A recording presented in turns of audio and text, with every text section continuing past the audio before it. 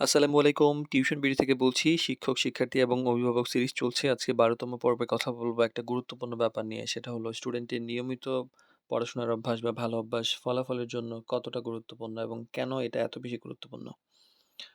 তো দেখা যায় কি যে পড়াশোনার ক্ষেত্রে একটা গুরুত্বপূর্ণ ব্যাপার থাকে সবসময় আলোচনার মধ্যে যে আগে ফলাফল আর নাম্বার মানে একটা কথাই বেশি বলা হয় যে ভালো রেজাল্ট, ভালো রেজাল্ট। কিন্তু এই যে ভালো রেজাল্টের আগে যে কিছু ভালো অভ্যাস দরকার সেটা যে কেন এত বেশি দরকার, এইটা যে এত বেশি গুরুত্বপূর্ণ এটা অনেকেই হয়তো জানেন না। এইজন্য আজকে টপিকটি স্টুডেন্ট কেন্দ্রিক বা গার্ডিয়ান কেন্দ্রিক। তো হয় কি যে ভালো নম্বর গুরুত্বপূর্ণ ঠিক আছে। কিন্তু এইটা সাফল্যের একটা দৃশ্যমান প্রমাণ। কিন্তু যখন এই যে এটা আপনি চাইবেন, এটা হঠাৎ করে কিন্তু চাওয়া যায় না যে হঠাৎ করে একজন টিচার নিয়োগ দিলেন, সে হঠাৎ করে একজন স্টুডেন্টের ফলাফল ভালো তৈরি করে ফেলবে, এরকম হয় না। এটা একটা নির্দিষ্ট অভ্যাস তৈরি করতে হয়, লম্বা সময় প্র্যাকটিস করতে হয়, ধীরে, ধীরে ভালো হয়ে আসে। তো অভ্যাসের ভূমিকাটা কোথায় রাখে? যেমন আমরা যে অভ্যাস বলতে এরকম না যে শুধুমাত্র আমরা সময়মতো ক্লাসে গেলাম, কোচিংয়ে গেলাম, দিনরাত মানে পড়ার মধ্যে থাকলাম। এইটা কিন্তু মানে সবসময় অভ্যাসকে মিন করে না। বরং এইটা হলো নিয়মিত পড়াশোনা করা, মনোযোগটা ধরে রাখা, প্রশ্ন করা, পরিকল্পনা অনুযায়ী পড়া। এই যে টোটাল একটা ব্যালেন্স করে যদি আগানো হয় তাহলেই কেবল মানে ভালো রেজাল্ট করা সম্ভব। মানে পরিকল্পনাটা অনেক বেশি একটা গুরুত্বপূর্ণ ব্যাপার। যেটা ভালো টিচার বা ভালো যারা বুঝেন তারা করেন। আর না হলে অনেককেই দেখা গেছে যে প্রচুর পরিমাণে কোচিং, স্কুল বা বিভিন্ন ওয়েতে বা মানে হোম টিউটর সহ বিভিন্ন ওয়েতে দেখা যায় দিনে রাতে পড়ানো হচ্ছে কিন্তু কোনো রেজাল্ট আসতেছে না ভালো।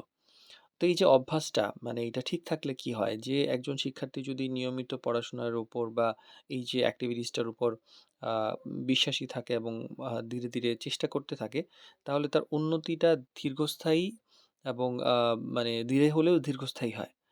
কি হয় যে মানে পরীক্ষার আগে আতঙ্কে থাকে না, মানে তার যে ভিত্তি সেটা সুসংগঠিত হয়, সে কনফিডেন্টলি যে কোনো জায়গায় পারফর্ম করতে পারে। অনেকে আছে যে মোবাইল নিয়ে পড়ে থাকে সারাদিন, ট্যাব নিয়ে পড়ে থাকে, কম্পিউটার নিয়ে পড়ে থাকে, গেমস খেলা, ঘোরা, আউটিং এই সেই হাবিজাবি মধ্যে বেশি মজা পায়। তো এইটা স্বাভাবিক যে হ্যাঁ, কষ্ট না করতে হলে যেটাতে দেখে আরাম বেশি সেটাতেই মজা বেশি পাওয়া যায়। কিন্তু আল্টিমেটলি এটা একটা ভবিষ্যতের মানে ভিত নড়াচড়া করে দেয় আরকি। যে তুমি এখন কি করবা? আ ভবিষ্যৎ তোমার রেজাল্ট বা তুমি ভবিষ্যৎ কি হবে সেটাই মিন করে। আর এখন তুমি যে আ এরকম কিছু করতেছো, এটা ঠিক আছে। তুমি এখন করতেছো, মজা লাগতেছে। হয়তোবা তুলনামূলকভাবে তুমি আ নাম্বারও পাচ্ছ। যে হ্যাঁ, তুমি নোটশিট পড়ে টিচার অনেক কষ্ট করে কোচিং-টোচিং করে তুমি রেজাল্ট করলা। কিন্তু দিন শেষে তুমি যখন পাবলিক ইউনিভার্সিটিতে পরীক্ষা দিতে যাবা অথবা কোথাও তুমি পারফর্ম করতে যাবা, সেখানে কিন্তু তুমি নিজেকে ওইভাবে মানে এক্সপ্লেইন করতে পারবা না। এই যে নোটশিট ভিত্তিক যে পড়াশোনা, তুমি মূল বই ঠিকমতো পড়ো নাই, ভালো করে দেখো নাই। মানে তুমি মানে জাস্ট মনে হইছে যে ভালো টিচার স্কুলের টিচার কাছে পড়ছো, ভালো কিছু শিট মুখস্থ করছো, রেজাল্ট ভালো হয়ে গেছে। এর মানে তুমি আগায় গেছো। এটা বরং ভবিষ্যৎকে তুমি একদম মানে গলা চিপে হত্যা করে দিলা। তো এইটা হয় কি যে অনেকেই মানে এটা করে যে মুখস্থ মানে ছাড়া বুঝে না, একদম অতিরিক্ত মানসিক চাপ থাকে, পড়ার প্রতি আগ্রহ কমে যায়। খালি শুধুমাত্র যে রেজাল্ট ফার্স্ট হওয়া এই ব্যাপারটা থাকে। অনেকে আছে যারা ফার্স্ট হয়ে অনেক ভালো করে গুছিয়ে পড়ে।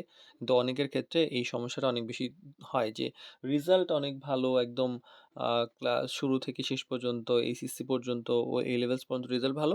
কিন্তু কোনো পাবলিক এক্সামে সে টিকছে না। তো এইজন্য একজন ভালো টিচারের দৃষ্টিভঙ্গি আসলে যে মানে শুধুমাত্র যে ফলাফল তৈরি করে তা নয়, বরং রুটিন, মনোযোগ, ধৈর্য এইসব ব্যাপারের উপর উনি গুরুত্ব দেন।